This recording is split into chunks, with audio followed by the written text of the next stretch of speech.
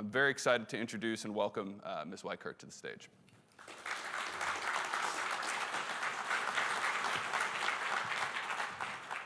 Thanks a lot, Ross. Really appreciate the kind introduction and great being here.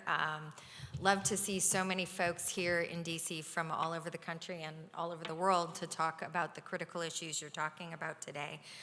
Thanks to Travis, Jure, and the OWI team for having me here today. As Ross said, I'm Margaret Weichert. I'm the Deputy Director for Management. That's one of those Washington jobs that nobody knows what it is. I like to say I'm the M in the Office of Management and Budget.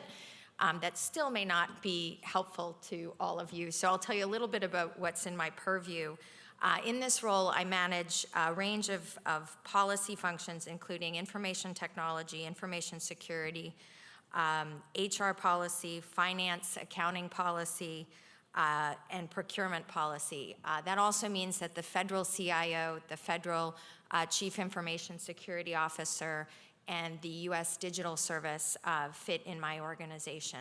So I have kind of a mixed bag of the kinds of functions that most people don't care about, but hopefully you all know are critical to delivering services for our country.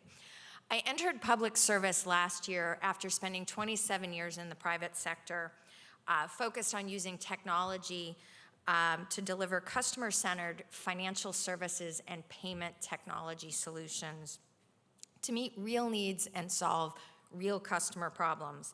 There I learned that one of the most important things that I have kind of underpinning my whole career is that I always need to start with the customer and the mission, not with technology. So as I come into government, nearly 2 decades into the 21st century, I have a passion for bringing private sector practices and technology to the mission of government. Government in the 21st century is fundamentally a services business, and information technology is at the heart of our delivery model. And yet today, in America, trust in government is at one of its lowest points ever. And the public is frustrated with government's ability to deliver quality services in what they perceive as a secure and agile way. Data breaches, delays in background investigations and security clearances, and probably more than anything, outdated paper-based processes all erode trust in government in this digital age. When people can order a car, we did this morning, to drive from point A to point B with a smartphone, I cringe when I hear real stories about all the paper used in this town to onboard new employees. I'm not kidding. People actually bring manila folders full of paper-based identity information and hand it off on street corners in order to cut through all of the nonsense associated with paper-based processes. This is part of why trust in government is declining. So we must change the way government operates and move our capabilities into the 21st century. The business of the federal government is to serve the American people, but we cannot perform when we have outdated technology and we're not setting up our workforce to meet the public's expectations. Our country is used to leading the world in technology innovation and service delivery. And at one time, the US government was the catalyst of that innovation. As such, this administration is investing in deep-seated transformation through the President's management agenda and a range of other policy actions designed to enhance our IT modernization agenda. This agenda lays out a long-term vision for modernizing the federal government in key areas that will improve the ability of agencies to deliver on behalf of the American people, focused on mission outcomes, excellent service to the American people, and effective stewardship of American taxpayer dollars. But how do we get there? How do we move from vision to action? The President's management agenda is our vision for how we actually get there, and it focuses on 3 key drivers of success. The first driver, and probably most important for the group here, is IT modernization. IT is the backbone of how government serves the public. We must invest in IT that is modern, secure, and resilient, and meets citizens' expectations if we are to be the government of the 21st century.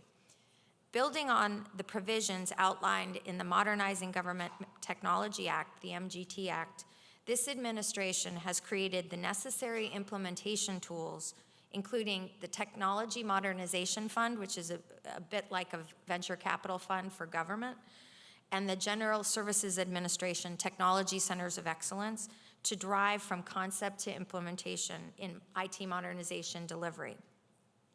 The next driver is the workforce of the 21st century, and we need to provide our federal managers and employees the tools and capabilities to best serve our citizens today and in the future.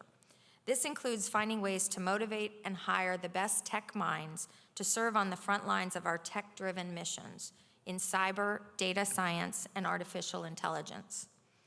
Finally, the last driver of the PMA, also important, I think, to this group, is data accountability and transparency.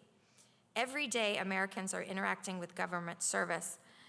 It may be somebody applying for a student loan or changing their home address with postal service. But the US government is being given and entrusted with the data associated with those transactions. And under the President's management agenda, we are taking data seriously by embarking on new efforts to define a data strategy that will serve as the foundation for the next decade while also addressing near-term challenges. Whether we're providing GPS data to first responders or to automated farm equipment, collecting census data via mobile phones, or using artificial intelligence with military data, this administration is empowering new technologies with a strategic view of data as a mission-critical asset, and really the foundation of what we are using as our delivery model. To provide tactical focus to these strategic areas, we've also instituted a series of concrete, measurable, cross-agency priority goals, CAP goals, including specific goals that may be of interest to you around IT modernization, security clearance, suitability and credentialing reform, transfer of federally funded technology from lab to market, and a number of other critical service delivery, harmonization, and standardization activities that, again, may be of interest to this group. In a constantly connected world, we have the highest responsibility of protecting our people and securing our cyber borders from foreign entities. And with the President's management agenda and our broader vision for IT modernization, data accountability and transparency, and the workforce for the 21st century, we're building a more dynamic and agile America and providing 21st century services that Americans can and should expect both today and tomorrow. Thank you for your time. I look forward to engaging further.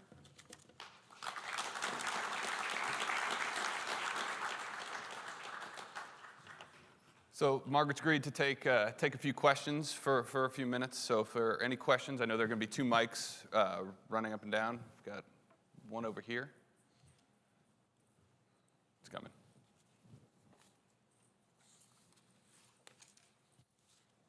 Thank you. Appreciate your being here today. Question for you. One of the topics at this conference is a lot about data privacy and people sharing your data without your permission. One of the experiences that I had recently when I moved was I was in a retail store about a week after I moved, and they wanted to confirm my new address. And I said, "How did you get my new address?"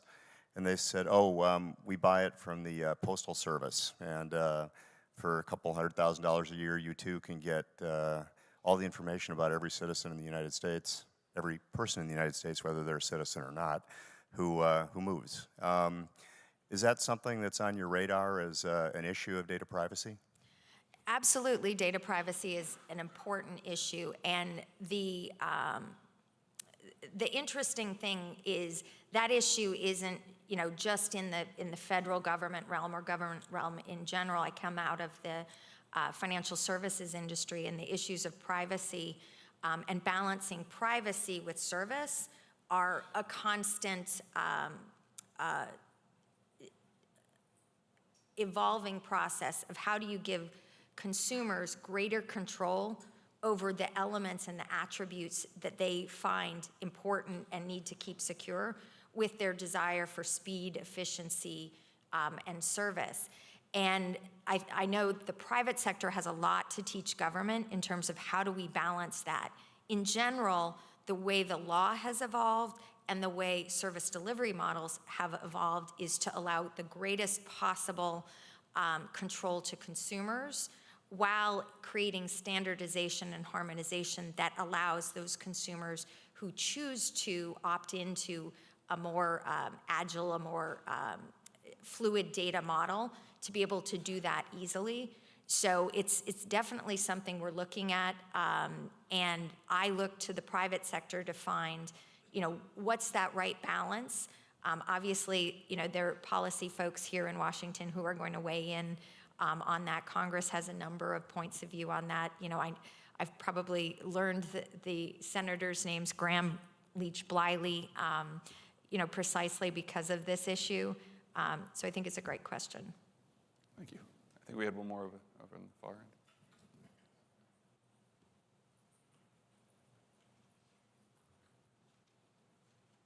Hi, Tom O'Malley. I'm familiar with the case where a criminal created 550 synthetic identities, and the bank wasn't able to catch it because they were mailed to various addresses throughout the United States, but the criminal then used United States Postal Service mail forwarding to send them all to his address. So what does your office, how can you interact with the Postal Service to prevent those sorts of things from happening? So I don't know the specifics of that specific case, so I wouldn't want to weigh in on the details there. What I can say is we're setting out through the Office of Management and Budget the policies that guide the federal government civilian agencies. The Postal Service, just through a set of historical and legal situations, is a little bit of a set-aside because it operates differently, not under that same rubric. That said, the Postal Service and how delivery connects the physical world to the digital world is an important issue that we're looking at. And I can't say that I have a definitive answer to that question, but again, looking at how do we take leading practices from players who are crossing the physical and digital worlds and looking at privacy, data, and security is something that's definitely on our radar screen.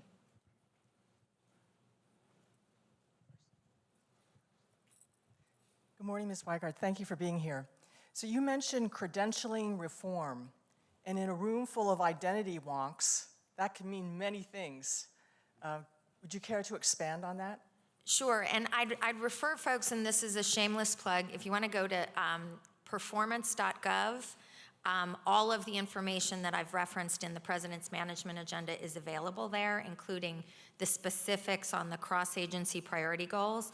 But in a short measure, suitability and credentialing reform is looking how we do background investigations for the government, for government employment to get clearances, and also contractors have to go through that process. There's been a lot of press, and I think it's pretty well known in the public domain that there are significant backlogs in performing those background checks, and we are committed to solving that problem because it has a real deleterious effect on mission. So hopefully that answers the question. Hi, Nate Kuglin from Airbnb Data Science. So this question is about data standards, both I think between agencies and also what you make available to the public. So I think the last time I used US government data was I downloaded about 30 CSV files from the census website and had to put them together manually to kind of recreate as much as I could the original data set. So that got me thinking, what is, from your management perspective, being done to coordinate activities between agencies and also, with, again, the public, to make data easy to share, standardized, reliable, high quality, all of that good stuff?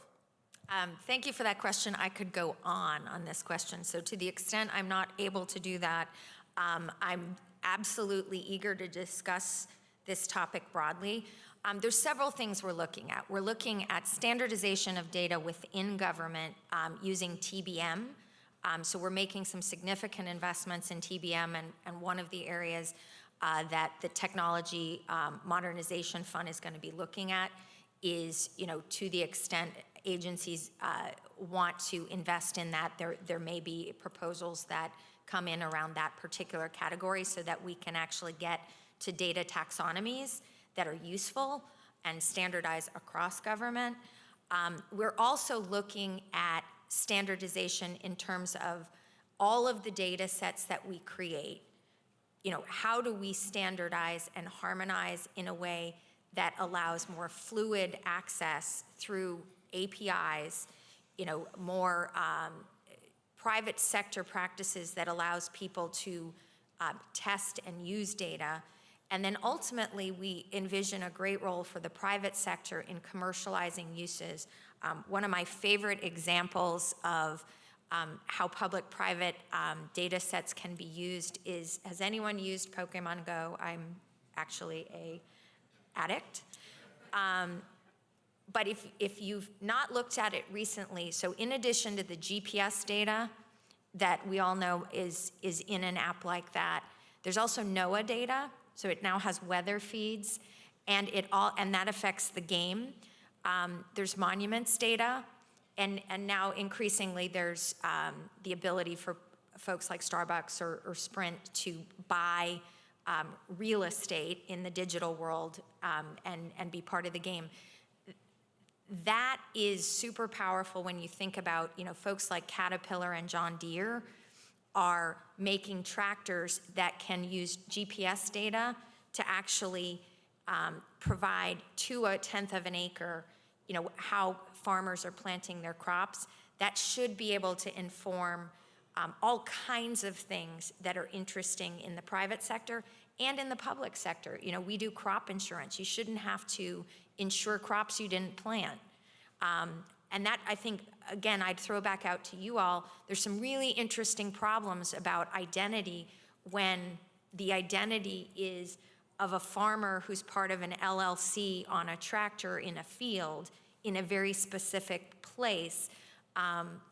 That's a really interesting context, and I don't know how to solve it. So I'm sorry, I love this question, so happy to talk more at some other time. Sorry for people who don't care about that question. We got time for one more. The gentleman right here. Thank you. Linking the data privacy question and the background investigation backlog, I'm still waiting for an answer from OPM about the data breach a few years ago, that their experts are looking at how my fingerprints and my polygraph results can be used. Can you provide us an update on the status of that investigation and what is being done at OPM? What policies you're putting in place at OPM to secure our data? So I am not at OPM, I'm at OMB, okay. Right, but you said you set those digital guidelines, right? So we are working, OPM, the Director of National Intelligence and the Department of Defense are part of a task force on the Performance Accountability Council that's tasked with this particular objective. I'm the chair of that task force, and so my role in this particular topic is as a convener of the interested parties, the parties who actually have a stake in delivering against this mission and resolving the issues. And so we are absolutely convening these folks. We had a meeting, I think, 2 weeks ago with all of the key principals, and are committed to making material progress on this issue, something that is in the public realm. A number of the background investigations that affect the Department of Defense are moving to the Department of Defense, and as part of that transition, we're looking at the whole question. Thank you very much. Thank you. So, big hand for Ms. Weichert. Thank you so much.